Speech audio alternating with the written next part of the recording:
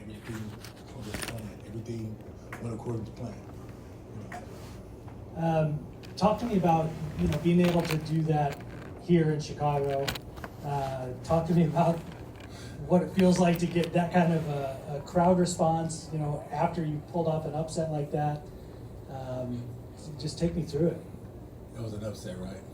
It was an upset. I don't think it was an upset. I think it was just him having a real heavyweight, him having a beast in front of him. Sometimes some guys go through fights, and when you win so many, I used to think back in the day, like, was I ever tested? And I realized, like, well, I watched the guy fight, and I say, I don't think this guy been touched enough or been tested by a real animal. And it was not arrogance, it's not cockiness, it's just confidence. And but being in Chicago doing that was just crazy and epic, and it was just like I couldn't do it nowhere else. It happened for a reason. Do you feel like, in terms of, not to stick with the betting odds kind of thing, but do you feel like because you haven't been in Bellator and he has, because you haven't been at that level yet, and the odds makers maybe haven't seen all your fights? Man, listen, I respect. It is what it is. I understand the betting odds, and hey, the betting odds with me as an underdog, somebody gonna have a good Christmas. You know what I'm saying? So, but respect. I feel like a lot of people looked at those odds and then looked at you two yesterday at the weigh-ins and thought, oh my God, this guy's huge. Like, you're a big dude. Like, he's huge, and you kind of towered over him. Yeah, man. It's a difference. It's like sometimes I just wait to the moment. Like, every fight I ever had, I've always been the guy on the other side of the card. Like, I literally prefer it that way. I'm like, I don't mind. It's a fight. And we got to do what we got to do. We both Bunbury, both gladiators, and we're here to get the people a show. And it's the media. We want to make sure we do something that sparks some life into some folks. And you have a big man, you have a small man, and you have a man that you thought was big, and you saw a man that was bigger.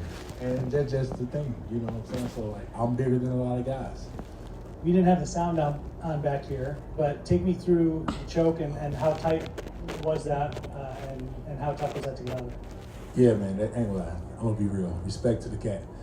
He tried to go for that submission. The game plan was to get the guy to shoot in on a takedown when he panicked, and somehow, when I was getting up, his ass slipped, and he was able to get my back, and he went right under the throat. And when he got there, I didn't expect for him to squeeze that tight. What's up, man? I didn't expect for him to squeeze that tight. And when he got it, I said, oh, no, not right now. And I felt myself blacking out. I'm not lying. Because we two big boys, so we don't need as much pressure to choke each other. He had a big chest and some big belts. So when I got underneath his belts, I said, this boy's going to screw me. This boy's going to choke me. So I just got to playing with his wrist, and I got to turn my neck a little bit. I said, if I can just get a little air, I'm like, my cardio is gonna kick in, right? I can hold my breath longer than a minute, so I just gotta hold it. And when I felt myself can slip, and I heard Chicago, and I just turned over. And I'm gonna tell you something, that momentum from the crowd turned me over. I don't think I could have did without him though. You turn 41 next month? I turned 41 December 31st, man. Just turned 28. It's different. It's different usually, that age for heavyweights. So do you feel like this is the start of something big for you? I mean, you're in Bellator now. You just pulled off a big upset. I do. Yeah. Bellator always been the place I wanted to wind up. I turned pro on Bellator when and it was Bellator 112. He knows that. Bellator 112, right? With Daniel Sharps and Pat Curran title fight. That was my first pro debut against Eric Herrera. He was 6-0. I was green. And Bellator had some dogs back there. Down in Hammond, right? Yeah. And I won that fight. After that, things happened with the companies, and so I wound up just fighting independent. Then I wound up taking my career to LFA. Then I wound up signing with Sucker Punch Entertainment, Brian Butler. Man, listen, them guys helped me out. They changed my career around. I just told them to give me the opportunities and point me in the right direction, and I was going to finish the job. So we've been put in situations to fight against the youngest and the toughest, and it's always been my thing. I want to fight the youngest and the toughest, because to me, when they gotta say age matter, like, I really don't think that shit matter though. I train hard, I play hard, and like, I just go after it. You know what I'm saying? I motivate, I inspire and I lead. Like, age ain't nothing but a number. Age is what you make it. I'm sorry to keep elaborating on this, but like I said, a lot of guys in Chicago knows me and know what I do. Age is nothing. I can run 6 to 8 miles. I lift weights. I work out every day. I train 3 times a day. I take care of my family, love my friends, and everybody in Chicago. And only way you're young is when you just destroy yourself. And I do not destroy myself. I rebuild every day. When you're fighting at that early Bellator show, when you're fighting at Hoosier Fight Club a couple times, I was there for those. Yeah, that's crazy. Right? At that point in your career, do you see this far into the future and go, I know I'm going to get there someday. I know I'm going to be sitting at a post-fight press conference talking to the media after a big win. Man, you know what? I always wanted this. I always wanted to come and say something to you guys. I literally used to sit at home and watch the NBA and watch the UFC and watch. I'm like, I'm winning fights and I'm doing. What am I not doing to be talking to you? You know what I'm saying? So now that I'm here, I manifest things. I love to manifest things, and maybe this was took out of my path for a while, so I can elaborate on a really big picture and understand the blessing that I have to be here today, and to maybe it's bigger than me. So to inspire everybody else, and for me to be here now. Back then, I thought I was going to do some big things, but right now I didn't think it would be this right now. But I'm happy and I appreciate you being here with you guys, like for real. Congratulations on your performance. How does it feel to have arguably the biggest win of your career in your hometown of Chicago, Illinois? Man, that's amazing. He just asked me that. Like, I can talk about that all day, but it's amazing. And I know I'm gonna get a lot of phone calls this week to talk about it to different podcasts and whatever, especially my man's right there. But it feels good, man, to do it in your hometown with everything that's going on in Chicago right now. We see everything on the news. People disagreeing with each other over crazy things, and we're not gonna get into all that. But like, I'm a big person of being diverse and loving everybody, and I just feel like tonight was my night to prove to everybody we all can get in the run room and do our thing. Tonight, the language that everybody speaks is vodka and tequila. Nobody's talking about guns. Nobody's talking about politics. They're talking about vodka and tequila and Daniel James. That's it. Right? Yeah, that's what they're talking about. Congratulations again on the win. You talked about visualizing kind of being here after a long journey. But did this kind of surpass your own expectations? The fact that, you're here on this big stage defeating somebody that's very, highly touted as a prospect, and you're here in front of your hometown and you get a comeback win like that. Did you surpass even your own expectations when you visualized this as a younger fighter? Well, I started late in this career, though. I literally started this career. I came up, I worked at the Celebrity Bodyguard, and a fitness coach. I came off the road. I remember I was in Florida and I told Twist, I said, hey, when we go back to Chicago, I'm gonna take a break. He said, what? I said, I'm gonna go back, I need to get in the ring. And he was like, you sure? I'm like, nah, it's not about age to me. I just want to start now. I wasn't even 30 yet. You know what I'm saying? So I've been pro only 7.5 years. I got a young chin. I still, in the sport I'm young, but age-wise, the age is age. But right now, this is martial arts.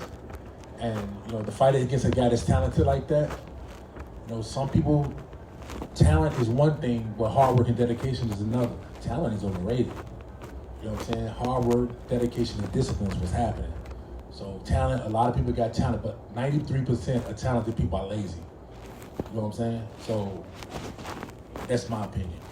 Explain the first things that popped into your head when you got that pop from the crowd after escaping that choke. Man, it's like a video game. When you in a video game, remember game Streets of Rage, when you playing a game and you eat your food and you get the energy up, and then you do that one big move and your energy go away. I felt like I just took a bite of a big steak when I heard the crowd of Chicago go crazy. And when I heard that, I'm telling y'all know when we was young and our daddy in the crowd said, you can do it. And you turn around like, I can't do it, no matter you shoot an air ball or not. But I turned around when I heard that crowd. I'm telling you, Chicago got me out there choke. For real. I turned around. It's just like, I felt like my life was on the line. And I just said, some say, kick your hips up and turn hard as you can. And when I turned over and I saw his face, I literally looked at that man in his face, and he knew I was hungry. And I just said, you know what? That was his last move. Are you That was celebrating his last move. tonight? Yeah, we're going to go to the hotel. I'm not going to do anything. Listen, man, I care too much about people that go out in Chicago tonight, but we're going to go to the hotel. We're going to relax a little bit. I canceled a few after parties, but I'm going to go to the hotel, go to the bar, chill out a little bit, and relax and enjoy everybody, man. You know, just enjoy everybody. Hopefully I get to talk to my man, Joe Schmo. I tagged you in that video. You I gotta know, accept baby. that. I know, yeah. And that was one of my things too. I say I gotta get on the big stage so I can talk to that guy too. But yeah, man. But I appreciate you guys for having me, man. I thank Bellator, thank Showtime, and thank my coaches, my friends, family, my 7-year-old son. You know, like, you know, my daughters and my 14-year-old son. He just started boxing. He's a beast. He just did his first boxing match 2 months ago and knocked the guy out.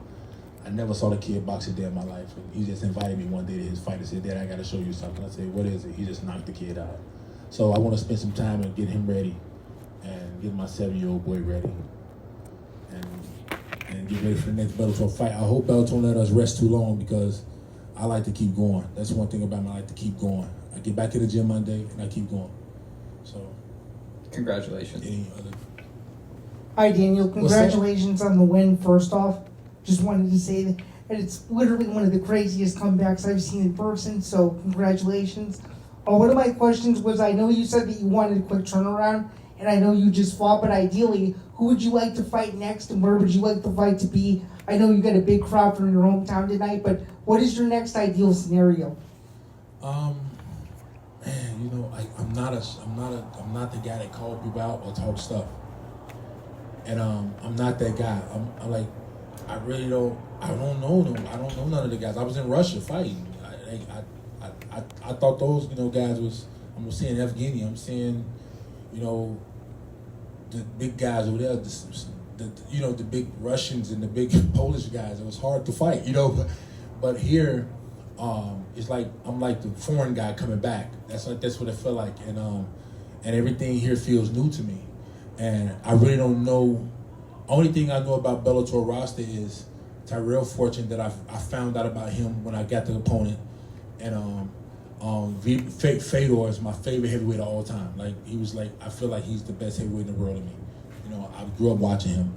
You know, and I feel like Brian Bader has the belt right now, right?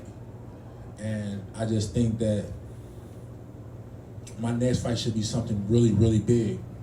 Either be a shot to get to the title or it need to be me just going, because I don't think it's no time to waste with that. I think it's like, you see the crowd, it's not just Chicago, I got fans everywhere. I got supporters everywhere. And to get to the belt now or get closer to it, I think it'll make a lot more sense. You know, I'm a giant and I think it's only right. I just proved to number 5 that you know, I am number 5 or better, that I can compete with these guys over here. And to everybody has their opinion. I seen everybody look at, oh, he's Tyrell Fortune, he this and that. Daniel James, 40 years old. What the hell that have to do with the price of tea anywhere else? Like, let's go. Let's do what we have to do. I told Scott Coker, you know what it is. Let's do it. You know, Bellator always been a home, and I feel like I deserve it, and I always wanted it. UFC has never been on the radar for me. Never. As soon as I started fighting, Bellator has always been the place that I wanted to finish my career and start my career. For sure, and you were briefly mentioning the fight between Bader and Fedor. Do you have an early prediction for that fight? I know it was just announced, but just curious, what are your early impressions of that fight, and who do you think comes out on top in the rematch? If the fight stays standing, Fedor definitely has it. But if Ryan Bader get a chance to get in, and it's not easy to get in on Fedor to take him down. You know, he's really been around for a while. He has really awareness around the cage. The guy's really smart. He's a veteran. He understands the game.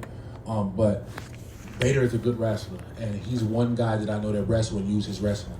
He's not a guy that's a wrestler and try to be a striker. He's a wrestler, and if he can get a good takedown and maintain a good grounding pound, maybe he could come out on top or come out with a split decision.